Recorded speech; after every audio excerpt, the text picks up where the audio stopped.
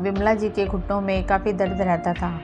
उनसे ज़मीन पर बैठा नहीं जाता था। इधर इनके पति सुधांशु जी की तबीयत ठीक नहीं रहती थी।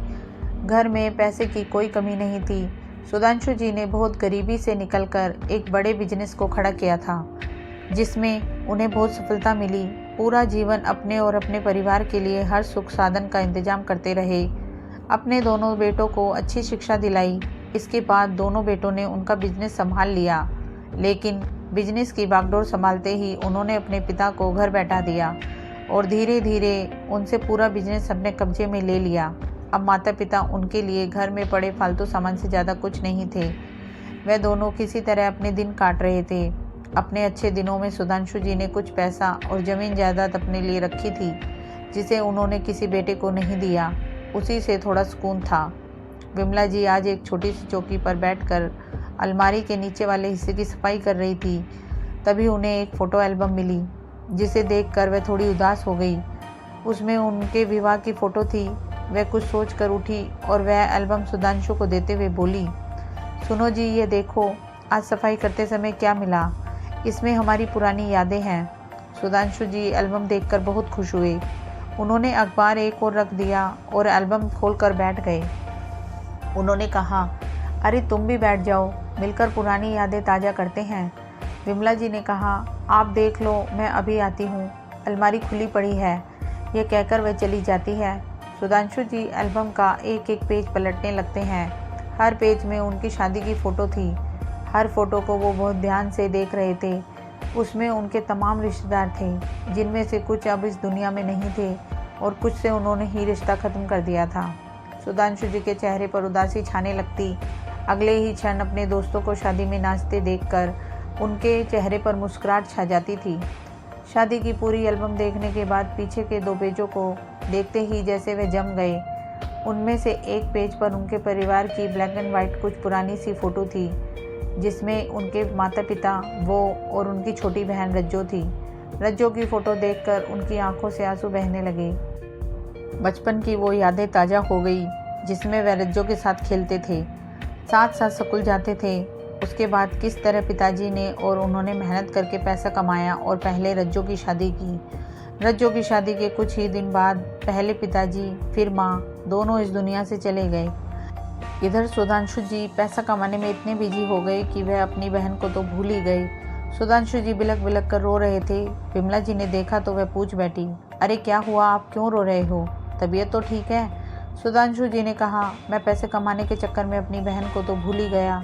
आज कितने वर्षों से वह हर साल मुझे राखी भेजती है, लेकिन मैंने कभी उसकी राखी नहीं बांधी और उसके साथ एक चिट्ठी होती थी, जिसे मैंने कभी नहीं पढ़ा, ना कभी जवाब दिया। विमला जी ने कहा, हाँ, अपराध तो हमसे हुआ है, शायद आज उसी की सज़ा भी हमें मिल रही थी। हमारे पास पैसा है, सब कुछ है, लेकिन फिर भी हम अकेले हैं। आज अपने ही बेटों के लिए हम गैर हो गए। हमें उनके बर्ताव से कितना बुरा लग रहा है। ऐसे ही रज्जो को हमारी नफ़रत का कितना बुरा लगा होगा, ये आज समझ आ रहा है। लेकिन छोटी होते हुए भी उसने अपना फ़र्ज़ हमेशा निभाया, समय पर राखी भेजी, लेकिन हमने कभी उसका हाल जानने की कोशिश नहीं की। सुधांशु जी ने उसकी फ़ोटो पर हाथ फेरते हुए कहा, पैसे के घमंड में मैंने इसका बहुत दिल दुखाया था। याद है मेरी शादी पर जो तोहफ़ा लाई थी, वह भी मैंने वापस कर दिया था कि इतना घटिया तोहफ़ा हम नहीं ले सकते, जबकि मुझे पता था कि उसकी आर्थिक स्थिति सही नहीं है। लेकिन पैसे के घमंड से मेरे मन में ये बात घर कर गई थी कि मुझे किसी की भी ज़रूरत नहीं। मेरे अपमान से आहत होकर वह चली गई और आज तक दोबारा मुझसे मिलने नहीं आई। विमला जी, मैं तो नई थी, इसलिए आपकी बात काट नहीं सकी, लेकिन बुरा तो मुझे भी लगा था। इस घर में सबसे पहले उन्होंने ही मेरा स्वागत किया था। आपने तो कभी उनकी राखी नहीं बांधी, लेकिन मैंने उनकी हर राखी को संभाल कर रखा है। सुधांशु जी ने कहा, विमला, एक काम करो, रक्षाबंधन आने वाला है, इस बार हम दोनों रज्जो के घर चलते हैं, उसे सरप्राइज़ देते हैं। मेरी छोटी बहन मुझे ज़रूर माफ़ कर देगी। विमला जी ने खुश होते हुए कहा, हाँ, ये ठीक है, लेकिन राखी वाले दिन नहीं, उससे 2 दिन पहले चलेंगे। पता नहीं उनकी स्थिति कैसी होगी। मैं उनके लिए घर का सामान और उपहार ले चलूँगी और हम उन्हें कुछ पैसे भी दे आएंगे। सुधांशु जी ने कहा, हाँ ठीक है, राखी के उपहार को वह मना भी नहीं करेगी, आखिर एक भाई का हक होता है। रक्षाबंधन से 2 दिन पहले दोनों अपनी कार से रज्जो के घर पहुंच जाते हैं। कार से उतरकर सुधांशु जी देखते हैं वही पुराना घर है जिसे कुछ मरम्मत करके नया जैसा बनाने की कोशिश की है। घर के बाहर बरामदे में रमेश जी अखबार पढ़ रहे थे। घर के बाहर कार रुकने से वह बाहर देखने आए। सुधांशु जी ने उन्हें देखा। पहले तो वह पहचान नहीं सके। कई साल बाद देखा था। सिर के बाल पक चुके थे, चेहरे पर गड्ढे हो गए थे, बहुत कमज़ोर से लग रहे थे। उन्हें पहचानने के बाद सुधांशु जी ने कहा, क्या हुआ, आपने हमें पहचाना नहीं? मैं रज्जो का भाई हूँ। यह सुनकर रमेश जी जैसे नींद से जागे। उन्होंने कहा, अरे भाई साहब, आपके आने की उम्मीद नहीं थी, इसलिए पहचानने में समय लग गया। रमेश जी बहुत खुश हुए। उन्हें बरामदे में ले जाकर बिठाया। अपने बड़े लड़के को आवाज़ दी, बेटा मोहित, देखो तुम्हारे मामा जी आए हैं, पानी लेकर आओ। कुछ ही देर में मोहित 2 गिलास में पानी लेकर आया। बिमला और सुधांशु जी पानी पी रहे थे। सुधांशु जी की नज़रें रज्जो को ढूंढ रही थी। अब तक तो उसे खबर मिल गई होगी, वह हमसे मिलने क्यों नहीं आई? क्या अभी तक नाराज है? कुछ देर में चाय नाश्ता भी आ गया। अब सुधांशु जी के सब्र का बांध टूट गया। उन्होंने पूछ ही लिया, रज्जो कहाँ है? क्या कहीं बाहर गई है? रमेश जी ने कहा, आप चाय पीजिए, वैसे राखी तो आपको मिल गई होगी।